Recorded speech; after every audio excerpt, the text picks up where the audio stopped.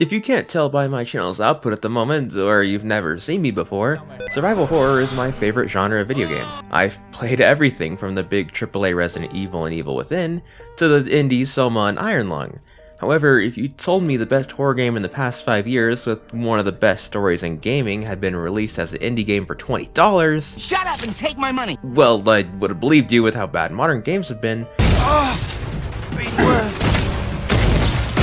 You can't keep getting away with it! But I wouldn't have expected it to be as good as it is.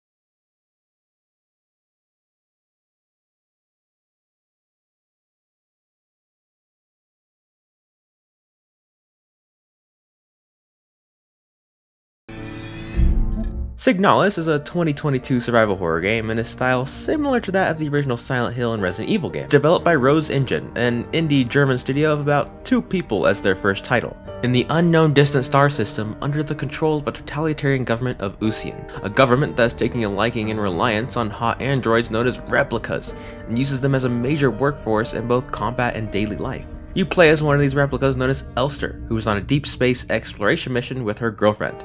However, at some point during our long trip, our ship crashed on the backwater cold planet of Lang, and Elster wakes up from stasis.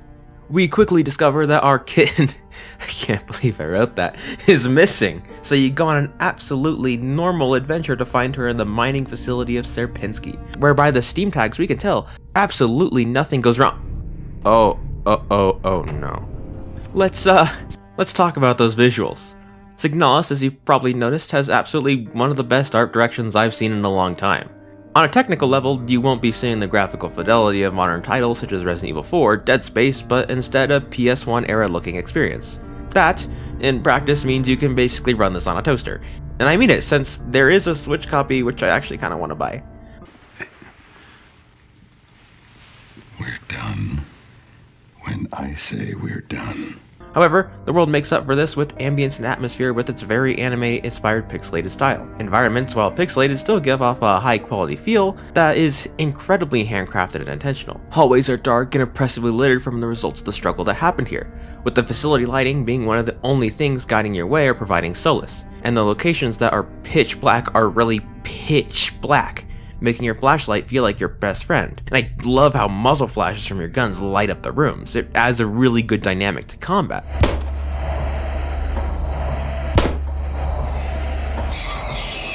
Surprisingly, even the water and mirrors are incredibly high quality, with reflections and physics that completely surprised me and triggered the monkey brain to play with it.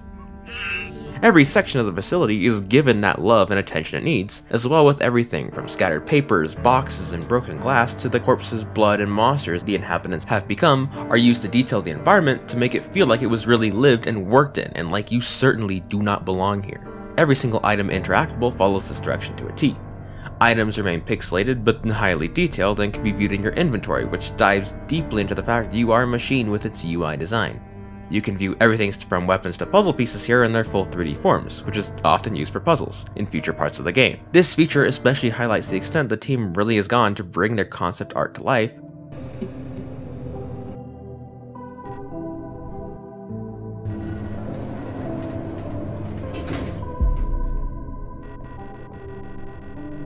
Although, the real fun people have is with the aforementioned character designs. Yoko Taro enjoyers are gonna be happy because this game fully embraces high androids. You already know why they needed to tell you some units are as tall as 8 feet. Not that I can relate to those thoughts. Not at all. Shall we shag now or shall we shag later? Surprisingly, this anime style works fantastically with the environments and cutscenes. In gameplay, you won't see incredibly high details, but it still looks like you belong. This actually works fantastically with enemies as it gives a sense of mystery and disgust. Because you can't fully see them, it gives the vibe that they have changed into something you can't fully comprehend. Of course, since you are a machine, this is used to also flash imagery and messages quick on your screen, or even show purposeful visual malfunctions that kinda look like artifacts. If you've seen Evangelion or Ghost in the Shell, well, a lot of the imagery and designs will look and feel very familiar to you. Hell, without spoiling it here, even some of the more gross and otherworldly areas feel like Silent Hill, with how hard it is to fathom. Despite having 0 jump scares or honestly scary enemies in the game, besides one, with the level of care put into the art design, it manages to create an environment that remains stressful and anxiety-inducing the whole way through. This can't only be credited to the fact that they embrace the design of you being an android in a lonely facility on a faraway planet, but also the tone of the sound design sets.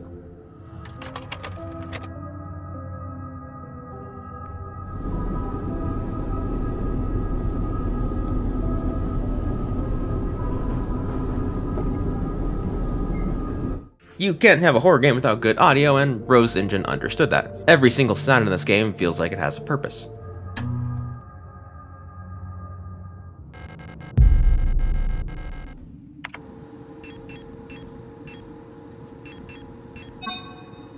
Serpensky itself has that slight hum and OST in the background that fills the world with a quiet ambience. The tracks in this game are quite well arranged here, and I loved all of them. They vary from beautiful yet somber tracks to subtle music made to induce more stress in Serpensky's already fantastic ambience, such as here when you are ambushed in the dark.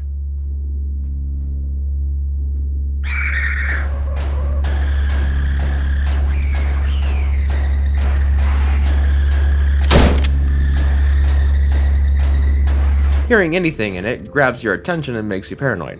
This is helped by the game's incredibly made sounds for interacting. You see, technology in this nation has stagnated slightly due to the nation's over-reliance on bioresonance, an ability to bend reality. This led to the world having an alien-like aesthetic, with all of its technical sounds being clicky, hummy, beepy, indicating that this piece of tech is still functional.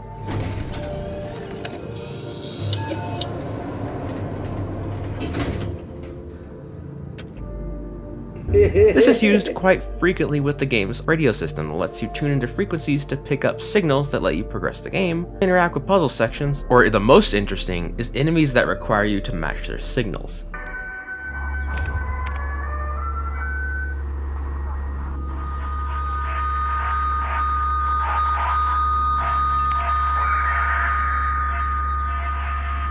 I find it really creepy when trying these frequencies out out of curiosity and getting a response I didn't remotely expect. What the fuck? Likewise, your hollow footsteps in the desolate Serpensky remind you that you are very much alone, and that if there's anything near, running most certainly will let them know you're here.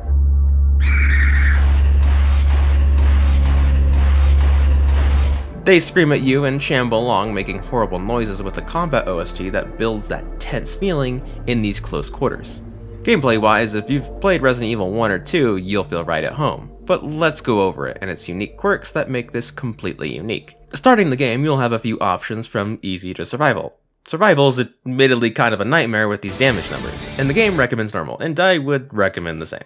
Actually, getting to play the game immediately introduces us to our main mechanics, somewhat fixed tank controls with interactables that we can click on with our mouse. We do this to interact with the doors that are either open, locked, or defective, pushing us towards key points with the interactables like notes, journals, or propaganda that give us the directions we need. Some items, like the photo of your girlfriend at the beginning, can be interacted with in your limited 6-slot inventory to find a code or clue as to what you need to do. By the way, this game finds a really good balance between the technical puzzles like Dead Space where you're fixing stuff, to something more obscure and weird like you'd see in Resident Evil with its shadow puzzles or picture-based. Some of these are even completely randomized, meaning at some point you'll have to figure out a puzzle for yourself. And we're going to go back and start working on the telescoping chambers. We have 4 of them. Heading out of the shift, we get to see something that caught me off guard. Camera angles.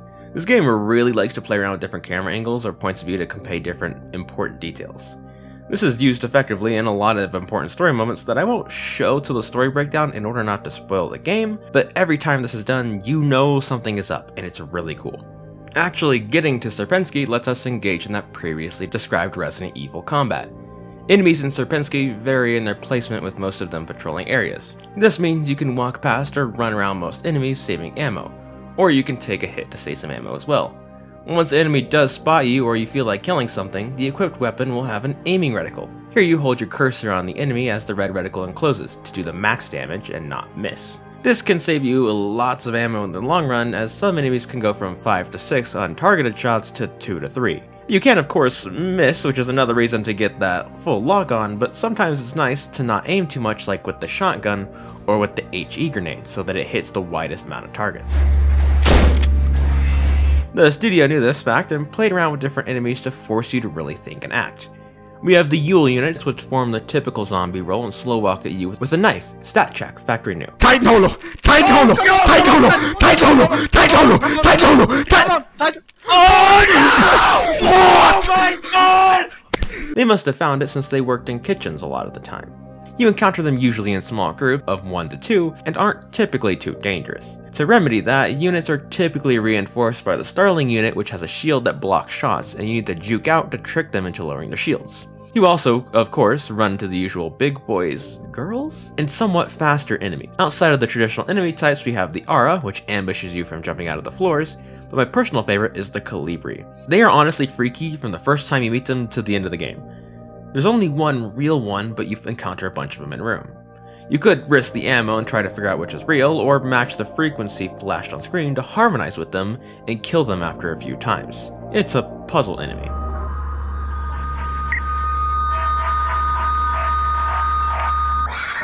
Killing an enemy isn't the end, however. You have to go stomp them down like Isaac Clarke to finish them off. But also remember their corpses, because they eventually will get back up like in Resident Evil. But luckily they don't turn to stronger versions of themselves here. The only way to permanently remove them from combat is to use a thermite flare or the flare gun to burn the body. This, in typical survival horror fashion, is very limited, meaning you have to pick and choose what you are comfortable dealing with in the future.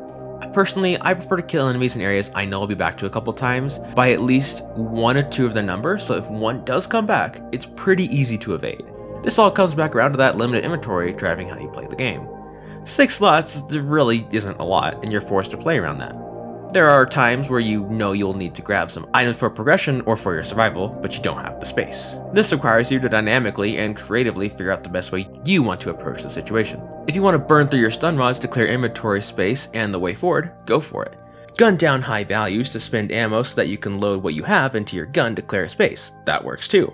Or even as mentioned before, slow walk and run around enemies, risking damage to save the most resources. Just don't gear fear like me and be so conservative with your ammo you end up never using guns on your first run and end up being annoyed you never tried it. Anything really works here, and the strategy that works best for you in the specific situation is really what you should be doing. Luckily, each area of the game is paced well enough to where, regardless of how slow or fast you get through them, you will never really get sick of them, as new challenges or events are introduced to keep you on your toes, and you entertained with distinct feelings to them. Addendum here, after writing and during the making of this video, I tried the third-person mod recently, and it is really good, and honestly a testament to how good this game is, that this game works in a completely different POV, and all the graphics don't completely break, outside of having to turn a few things off. So I will leave the mod in the description if you want to try it, because I highly recommend trying the third person mod after you play the game, because it really builds new perspective on how you see things, especially with like how big enemies are, as well as just how the game works. Throughout this section, I've only shared the first half of the game, as the second really is spoilery to the mind-melting story being told here. That is easily one of the best I have experienced and interacted with in almost 10 years, with a very unique form of storytelling that requires you to not only discover things naturally in Lang, but also in the real world too. But let's start at the beginning. As mentioned before, Elster awakens at some point after the Penrose 512, a deep exploration ship, crashes, and the other only passenger, your girlfriend, is missing. You trek through the crash site and ruins into a corridor that leads us oddly up into a room.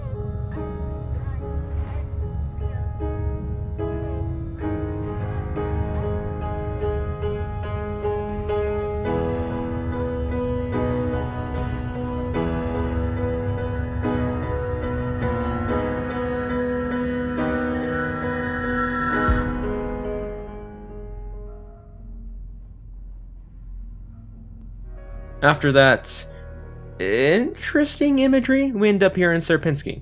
As you can tell, things aren't quite right here with its state of disrepair, and the totally not red flag corpses. Sometimes foreshadowing is relatively obvious. It's here where you get that in-world guidance of how to play the game, with signs warning you to hold only 6 items and not run in the halls, as anyone will hear you. We also get a glimpse into the nation's politics, with propaganda littering the place about forging you into a perfect productive citizen. 我在北京 It's here where we also get our first NP interactions, with an uninfected star unit, where she warns us not to go down, but wishes us luck, and with another, Isa Ito, someone who looks oddly pristine considering the circumstances, and is also looking for someone here, her sister. Our only remaining choice is to take the jump down the rabbit hole into the depths of Sierpinski.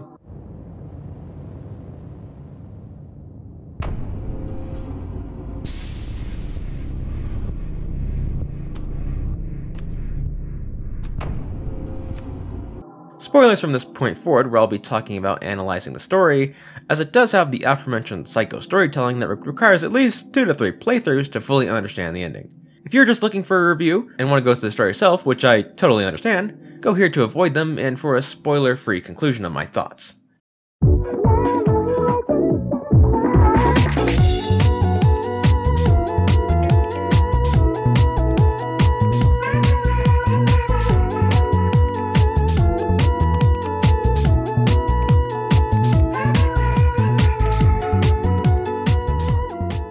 Falling into the workers' quarters allows us to see what life was like at Sierpinski, while also getting descriptions of its descent.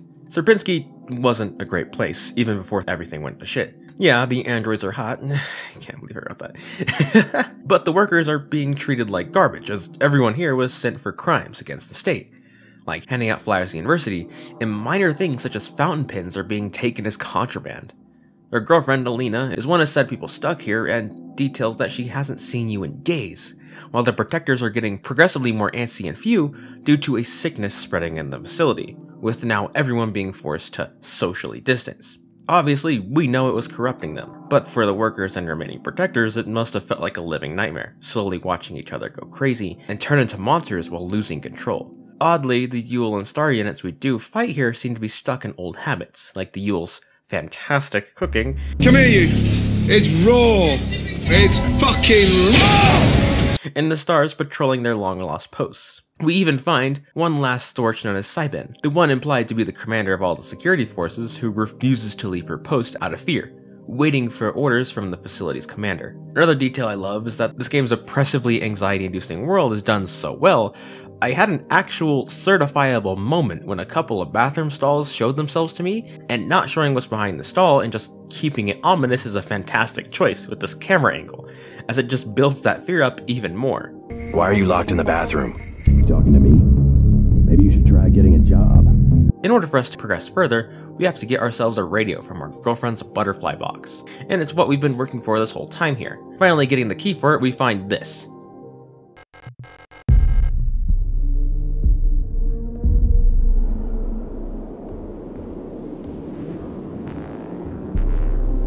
This is Rotfront Station 6, a listening post on, well, Rotfront. But how did we get here? Moving forward, we find this note along with the radio module. Dear Iris, I hope you and Ariane are both well. I've spoken to the officials at Aeon and they agreed that it would be best for Ariane to attend school in Sector C. This used to be Ariane's home, with her aunt offering to give her a better life in the city, rather than being stuck in this listening station with nothing but decrypting frequencies and books to keep her entertained. We match this frequency to leave.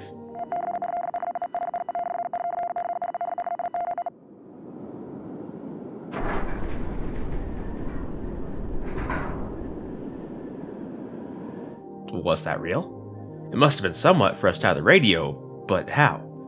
This place is clearly more than it seems. Regardless, we can't be stopped, and use the radio to get the code for a safe from a broadcasting frequency. Here we find the elevator key that allows us to descend further. Trying to go up to the last floor like a complete moron actually does give us a unique scene with Issa once more, with some secret dialogue, but that's it. Our only remaining option is to head to the level I dread in every single horror game without a doubt. Medical. Medical at first glance is actually somewhat clean. Too clean. It's here in reception we find our shotgun, the devastating close-range monster great at clearing anything in front of you out. The 5-shell capacity may seem small, but often was enough to clear a whole room with no problems, so this gun will be a great friend to you throughout the game. Especially in this area's tight corridors, where we find our objective, a door that requires five keys, yes. The scrounging we do to find these keys shows us the full extent of the damage to Medical and gives some information as to what happened to the people in the replicas here. Medical itself, outside of a surface level view, is technically in shambles. The floor is collapsed with the bottom floor being flooded. The equipment like the incinerator is also busted due to its extreme overuse and disposal of bodies. As I report details, Gestalts, humans, can't survive the infections and changes. However, replicas see massive cancerous growths affecting the victim's organic components, and when they're revived or submit to the disease, they turn extremely hostile. The only way anyone found to permanently keep them down is to incinerate the body, which is why we get access to thermite flares here, as it was their only solution. Given all of this, it's actually fitting we encounter the Aria here hiding in the vents. These former engineers are still on the walls and floors where they're working, and potentially even hiding. You won't really know where they are till they come out, but luckily they are fairly weak to all attacks. Further searching, and we discover that Alina woke up near the tail end of this and kept going down, which gives us direction. We sadly even find one of the last surviving Yule units, scared out of her mind to leave her room, as the way this disease is contracted is still completely unknown. Regardless, we need to get those keys, but one in particular really stands out.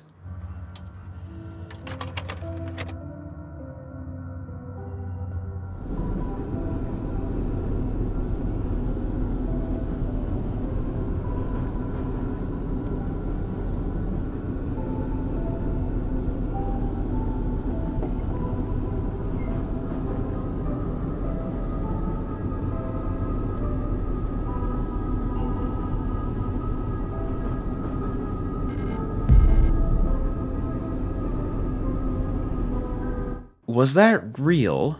Who was that woman? Our girlfriend has brown hair, right? Or did she have white hair? Whatever, we get the rest of the keys, and then have to open... 5 keys seems kinda redundant here, if it's just another medical room. Like who designed this shit to be like the Spencer Mansion?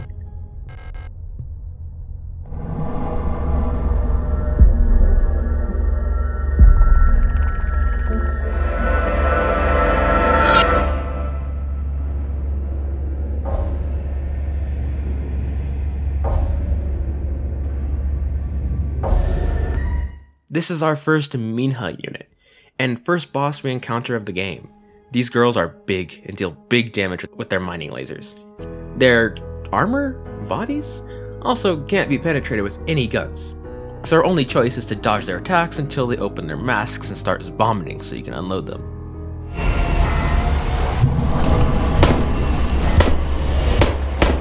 It doesn't actually say what is happening here, but given what happens later, and a hint from the game's rating, it's implied their faceplate falls off, and they start to vomit blood, components, and worms that are devouring them from the inside out, and if you touch them, they will deal light damage to you. Translating some of the German, we learn from the word slash on the screen and on the file of them we saw earlier, she has a squad that she's requesting help from, and they become enemies that pressure you into action and help her fight you. Finishing Minha, we meet Adler, the facility's administrative unit.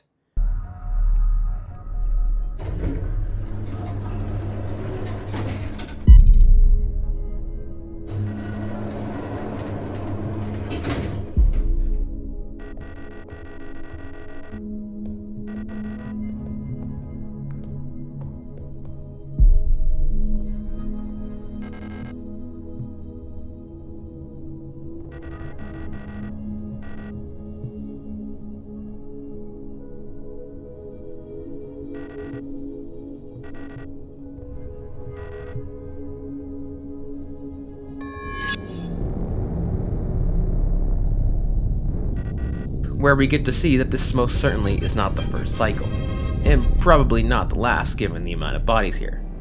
Heading along, we must pass through the storage storm to get to where we find a very angry note. I'm officially sick of the Yules next door.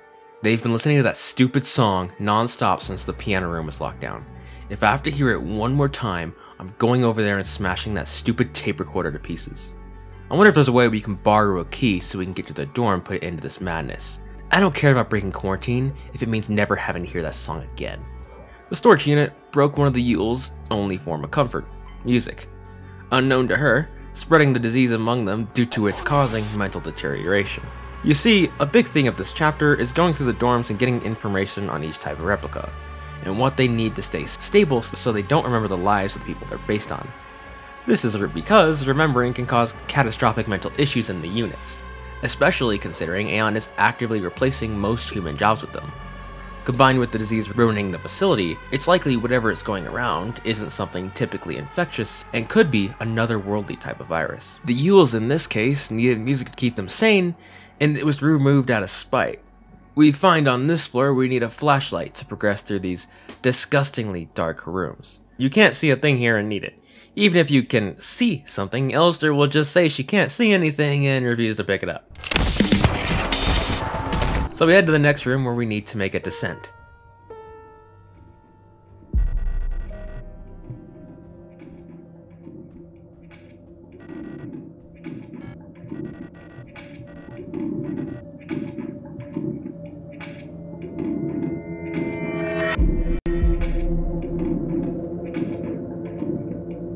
It seems that Adler is actively working against anyone still here, and that commander Cybin is waiting for is also sick, meaning she's waiting for orders that will never come. The more important question to me is, how exactly did Issa get here when Adler just shut down the one elevator after throwing us down? Did she just like SV cheats one in no clip? Like, how did she get here before us? Waking up from that vision, we are on floor 7. We find our fuse here as well as a new enemy type, the previously mentioned Calibri. These formerly harmless replicas used to distribute orders and possibly alter reality with their bioresonance abilities, and soft hide-bind capabilities with each other. Now they've been reduced to this bloated, gross husk that spam your screen with messages and information while putting up an illusion that there are tons of them. You could kill them by shooting till you hit the right one, which can be good in later areas where you're swarmed, or by matching the frequencies that they place on screen. Now, I'm not German and can't read a lot of this crap, but finding translations may shine a light onto what is happening to an infected unit. Beyond the sun, in the dark beyond the stars, I saw the face of a god. A shape and color, the words, undescribable. I saw the 6 sides of the world unfold and the light swallowed me. I had become one with nothing where life and death are meaningless. Strange is the night where dark stars rise, and strange moons circle through the sky. Songs that the Hyades should sing, where the king's rags blow must die unheard. Song of my soul, my voice is dead. You die, unsung like tears, uncried to dry and die. And I saw the 6th seal broke, and the earth trembled, and the sun turned black, and the moon was like blood, and the stars fell from the sky. What the hell is even that? There seems to be a type of god they witnessed. God, upon witnessing, turned them into this. There are even quotes from the King in Yellow that was at the beginning of the game, and seen several times throughout. The King in Yellow is an old book about a play about a king that, upon witnessing, changes its viewers in unimaginable ways, and the king is something cruel we can't possibly understand. Long story short, it's implied an eldritch god. Could that be what they found out of the facility? Well, there's only one way to find out, and Adler's room has our key. Well, more accurately, a flashlight that will actually let us see and get through the dark areas. These dark rooms can be as simple as a connecting corridor to a dorm room overrun that makes a stressful combat encounter. Sneaking our way to the commander's room with our light for a high access key finds us the Commander Falk herself in a deep coma. Her diary helps us understand what she might have seen under the facility. I don't know how much longer I can go on. I do not want to live anymore as what I've become. The red eye beyond the gate showed me, no, touched me, poisoned me. It feels like my mind has been contaminated, defiled by another's memory. I'm no longer fully myself anymore, but I've not fully become someone else either. I'm stuck here between her and me, and with half-formed dreams and recollections penetrating my brain and tainting my every action. Who is she? Who is that white-haired girl? Why do I long to see her again? Why would she curse me like this? The Red Eye. A name that shows itself again is said to be the source. Well, implied. Whatever it is, it's affecting the replicas by forcing memories on them. In combination with the replicas' fragile minds, likely drove them to madness. Whatever it is, it's affecting the replicas by either forcing memories on them or resurfacing old ones. In combination with those replicas' fragile minds, likely drove them to madness. Adler's diary, which I will not read because it's 11 pages, contributes to the story, but also confirms that this is in fact a loop, one in which he is now aware of. What the diary lacks is the information on why the growth happened in the first place, which leaves us, the player, wondering. At this point, our understanding is that this red eye could be a manifestation of the King in Yellow himself, and its changing properties could be causing the growths, but we don't know quite yet. For obvious reasons, we can't stay here and have to go down to the mines for answers. By the time we're here, we have all the keys we need, so it's just a matter of walking away from enemies and getting what we need to head into the mines, the source of everything.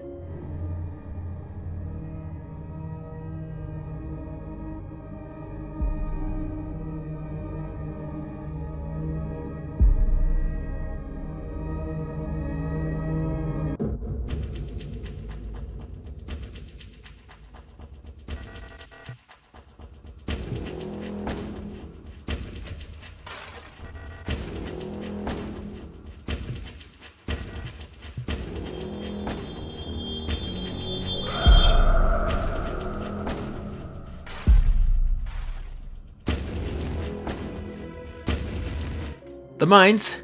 Well, to be honest, there isn't much here, outside of Adler getting shanked by Issa.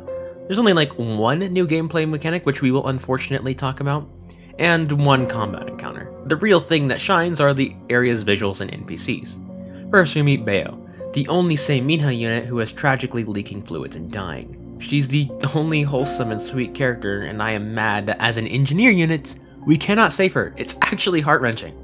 Going further down on the elevator makes you really feel like there's no return, as you're left with just the sounds of it descending in this horribly echoey, is that a word? Cave.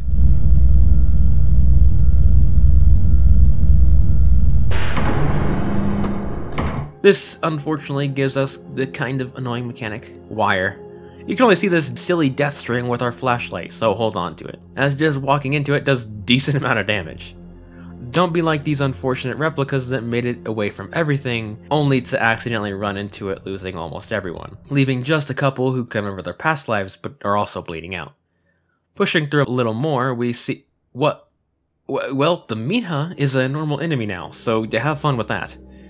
I recommend just running the timeout, then going down the hole to save ammo. Or using the new flare gun to shoot her, as if you fully aim it, it can one-shot every single enemy, including the Minha, giving her a unique death animation. This is where Adler fell, and seemingly where Issa went too. There's no soundtrack here, just us and the hole, signaling that there is no way back after this. And because Elster seems to trust every hole, we jump.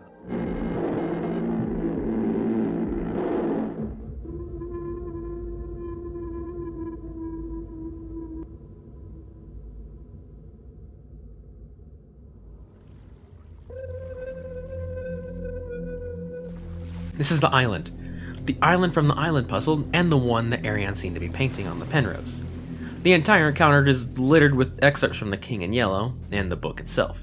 The shore feels incredibly ominous, with an incredibly foreboding OST, and silence on the island. Not gonna lie, I felt kinda lost here, because it really is just a walking sim here that you could technically ignore and just go eat some alphabetic spaghetti if you want to.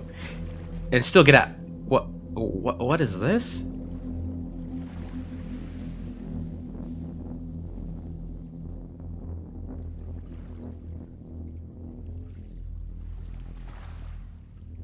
This is Nowhere, our last section of the game. This area feels the most alien, cultist, or ancient out of anywhere else in the game. It has the same feeling as when the Nostromo crew first walks into the ship, or when entering Vault 87 in Fallout 3. You know you shouldn't be here. Everything's wrong, but there's no going back, and you have to move forward.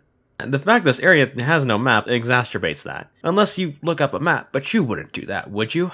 Coward. Moving through this new foreign architecture, we encounter new enemies? They're just the Yule units, but much more corrupted, visually being completely darkened, and with glowing eyes. It's hard to tell what's even happened, but it looks like the flesh is completely consumed and then decayed over them. Even the ground looks slightly fleshy, making you wonder what could— Oh, what the fuck? I guess we go down?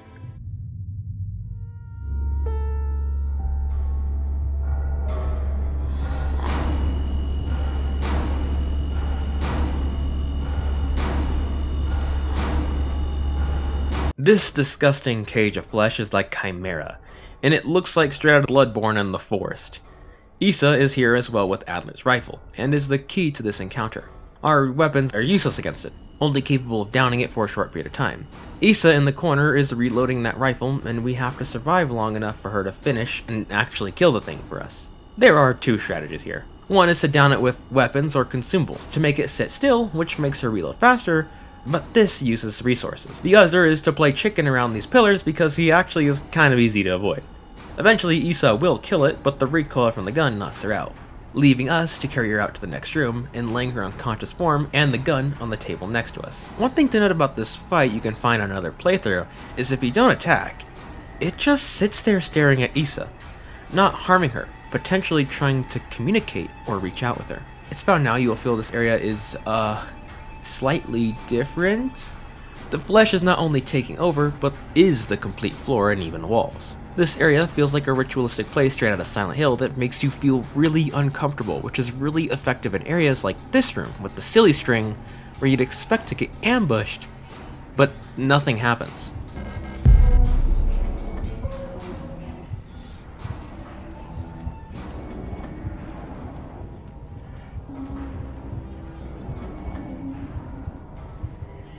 The soundtrack and area alone builds enough pressure to make you think it would though.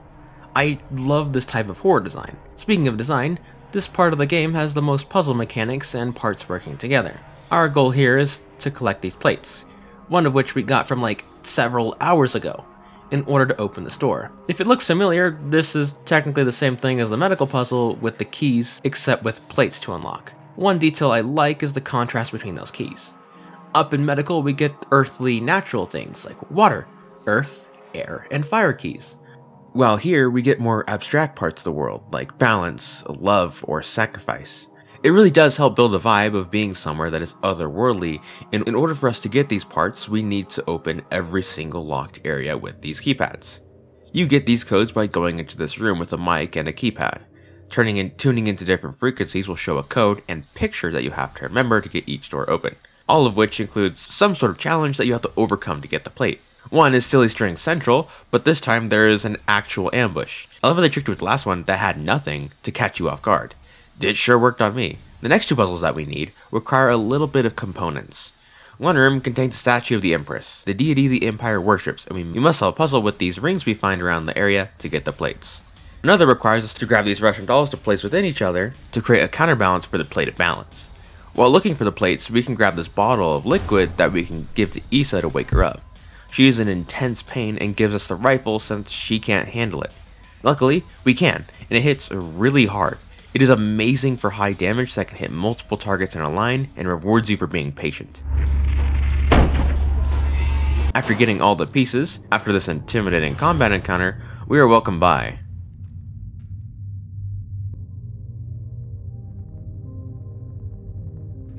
It's impossible to move on. I've been here so many times, but I've never returned. The commander never spoke about what she saw out there. I'm sure whatever it was what made her fall sick. Something about her changed when she returned. She was no longer our beloved leader, Falke. What waits beyond the threshold? It doesn't matter.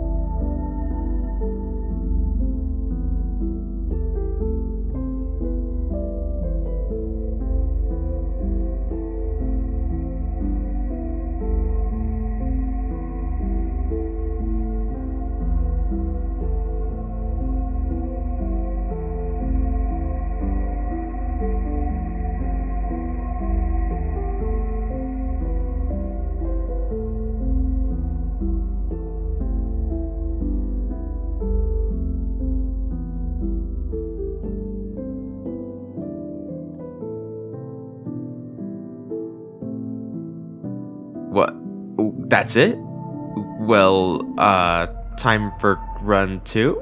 Waking up, we see we're back in the Penrose, but a much cleaner working version of the Penrose from a long time ago. And we find Ariane, our girlfriend, completely fine. But what happened to Alina, the other girl? Why are we suddenly seeing this, and what's real? Well, you see, Elster and Ariane were assigned to the Penrose exploration program to find habitable planets. That much is explained in the beginning. Now, on this Penrose, we learned that if we didn't find a planet in time, the ship's reactor would break down and give us cancer. A very slow death. That's why our orders were to not befriend each other, along with Elster potentially remembering things. That backfired, and Elster and Ariane fell in love. They sang, they danced, can they actually have a physical relationship? I'm sure some of you will go to certain websites to find out. Unfortunately for them, though, their time ran out and the reactor went critical. Ariane knew of the slow, painful death she'd have and asked Elster to kill her in order to prevent her suffering. Elster put her in cryo to buy themselves time to get her somewhere where they can be cured. Elster failed and couldn't kill her, whether by choice or the fact that it seems the original us broke down from the reactor and died. So the Penrose drifted and eventually did crash here on Lang, or remain for an unknown period of time. A very long time later is where things become muddied. We get a reawakening when starting the game during the fake ending, where we see Elster's boot up that she is a Generation 1. In the game's beginning, the Elster we are is a Generation 5. We find in Elster's files that the original Elster is based on a soldier named Lilith who knew Alina. We see her at several points flashed on the screen.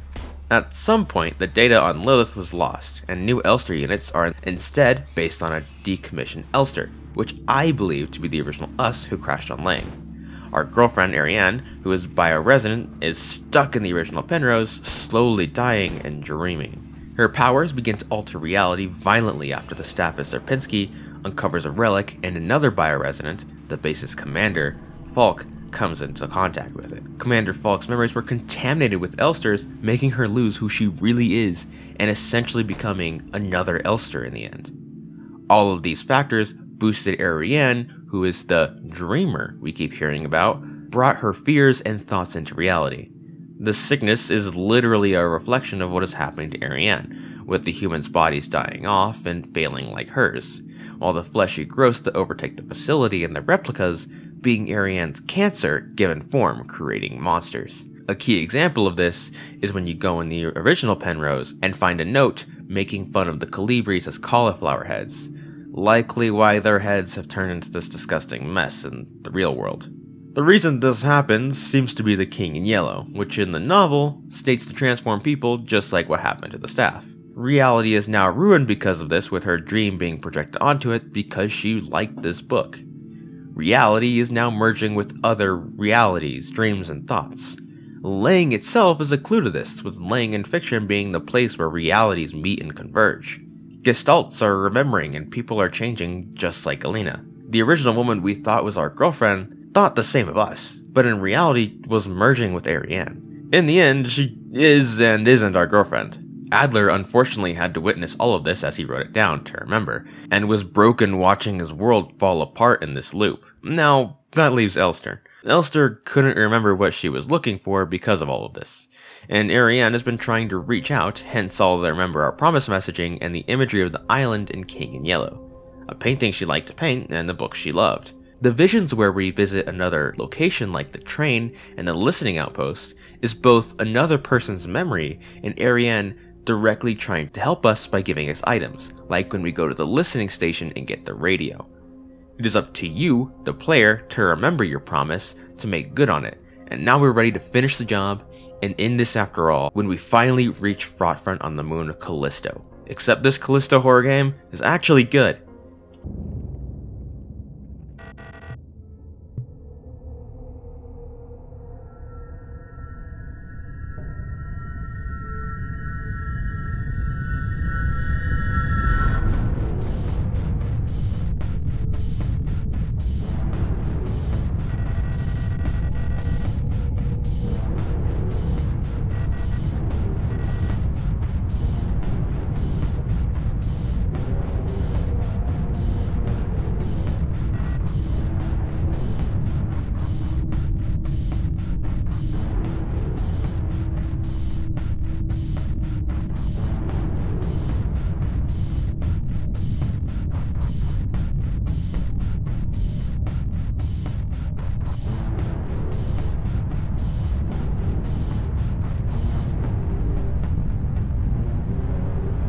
Adler submits, Falk wakes up, Issa's corrupting, and we're running out of time in this final location.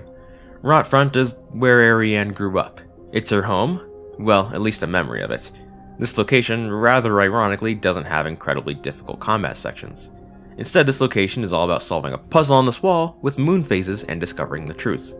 Some of the puzzles here are actually pretty cool. There's a tarot puzzle to get the moon phases throughout the entire section, a computer puzzle with radio dishes, which was actually really cool with how it changed perspective, and a few odd ones like grabbing a QR code for a locker. Along the way, we get our last gun, the SMG, which is really fun with lots of ammo and good damage. Here's where you want to splurge almost all the ammo you save to make life much easier. All of this in reality is driven by discovering what the truth is throughout the environment and documents. Ariane lived here when she was a kid along with her mom. We learned through her that life here in Aeon is incredibly totalitarian, banning books, forcing military service, and desiring nothing out of its people but the ideal citizen. However, growing up on that listening station, she had plenty of these banned materials and became a problem, along with her friends Erica and Issa. The same Issa we've been following, and here is our final meeting with her.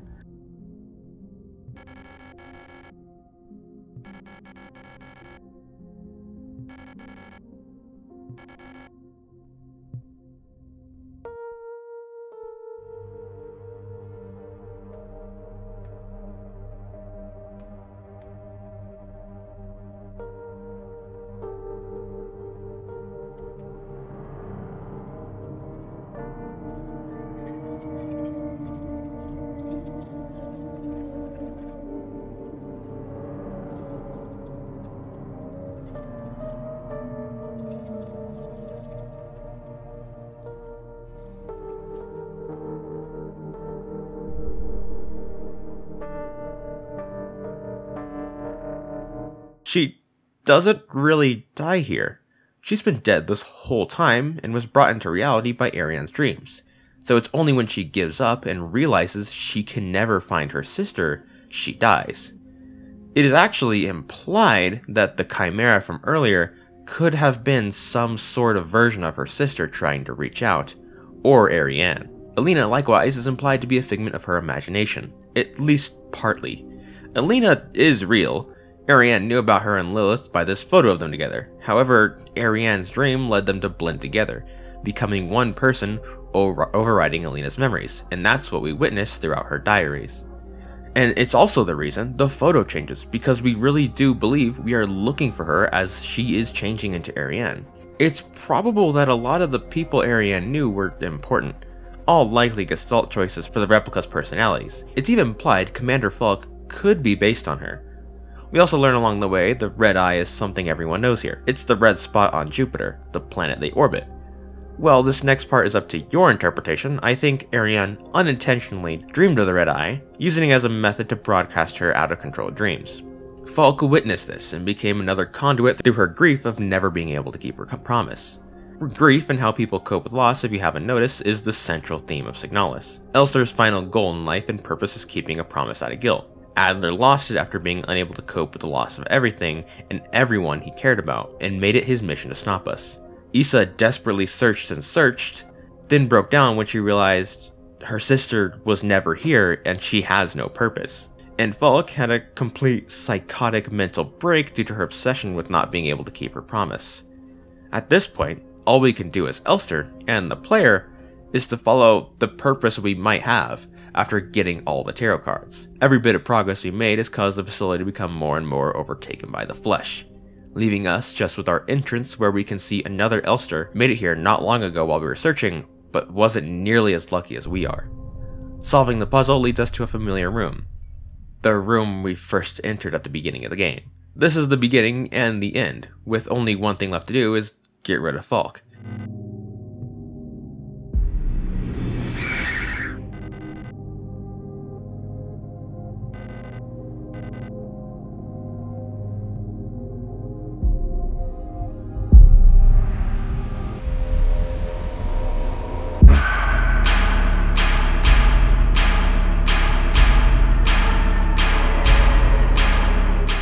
In a really good boss fight. The fight has us fighting her with her reality warping powers, shifting us to different locations. To kill her, we need 1 inventory space for these spears to impale her when she's down, so make sure you have one or you will softlock like the first time I played this. Killing her gives us 3 endings. In all endings, we speak with Adler one last time, where he tries to stop us from potentially ruining the world with our choice and making this go on forever.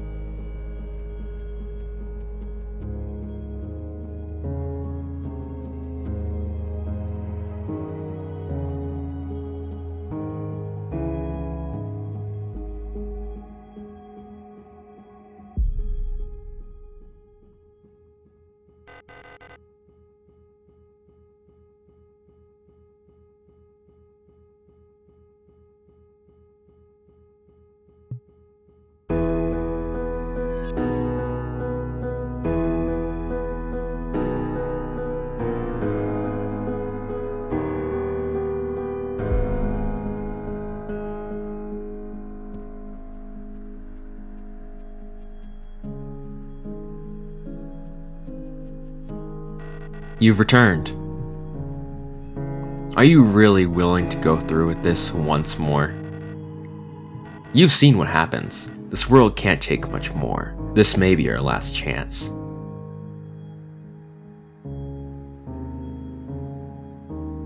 If you go back, it'll all fall apart. I can't let that happen. You selfish monster.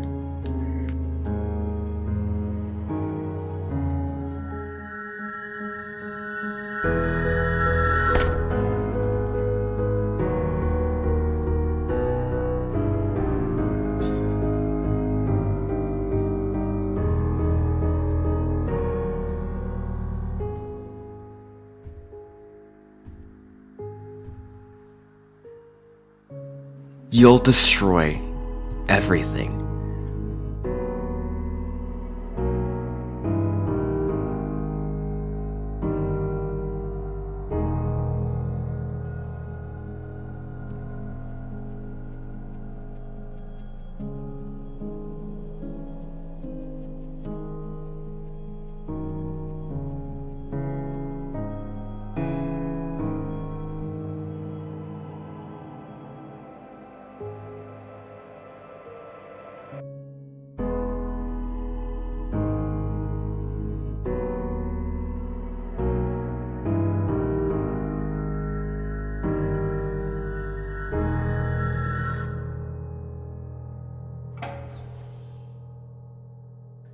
In the ending, Leave, Elster can't do it and runs away because she can't remember why she's here, dying outside of the ship.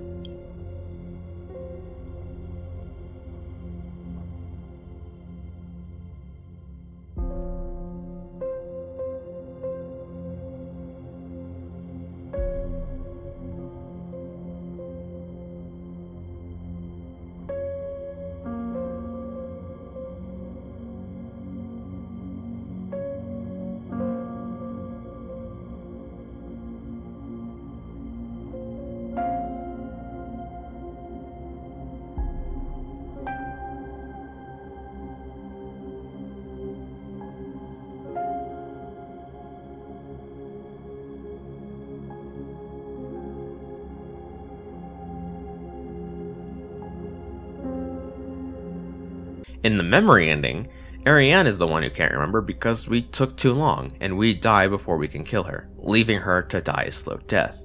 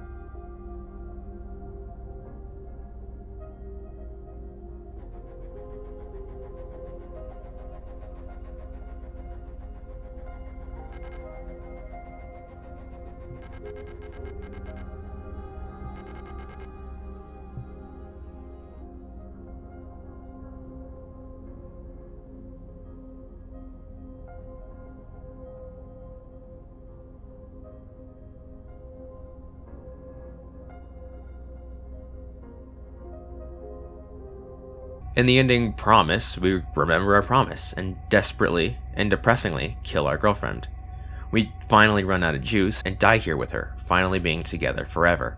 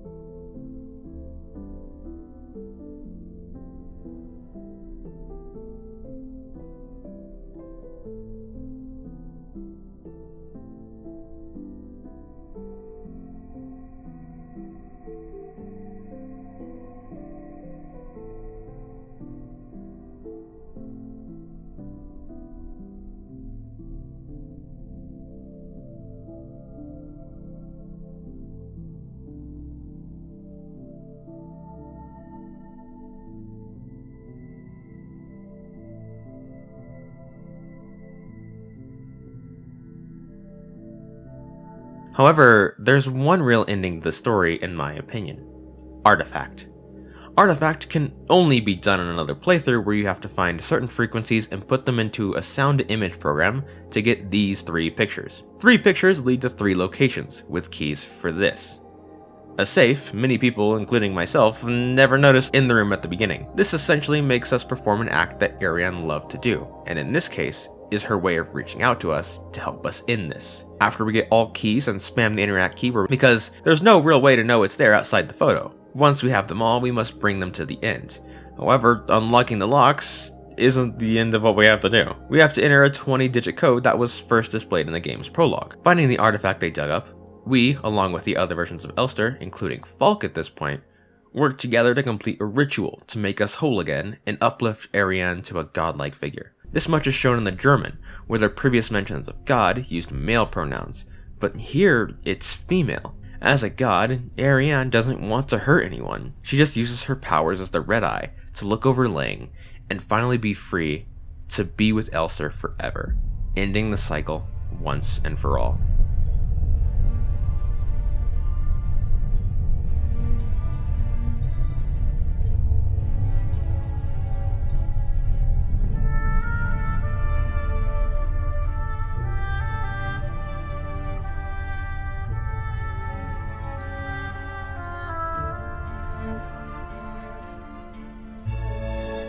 Signalis is easily the best video game purchase I think I've made in the past year. I know not long, but Elden Ring came out, give me a break. I originally came in thinking it looked like a cool Resident Evil-like, and came out thinking it's a cool RE-like, but also one of the best games in the survival horror genre. The team at Rose Engine Games really knew what makes the genre so good, while delivering a game's vision that is so strong that it hasn't been done before. The gameplay was perfect while improving on tank controls in the process with creative quirks. The story likewise was amazing. With such a unique, mind-bending twist to it, I became obsessed enough to research absolutely everything. I absolutely can't wait for what Rose Engine comes out with next, and if you can't tell, I highly recommend you grab this game, especially since it's usually on sale for like $15 and on Game Pass.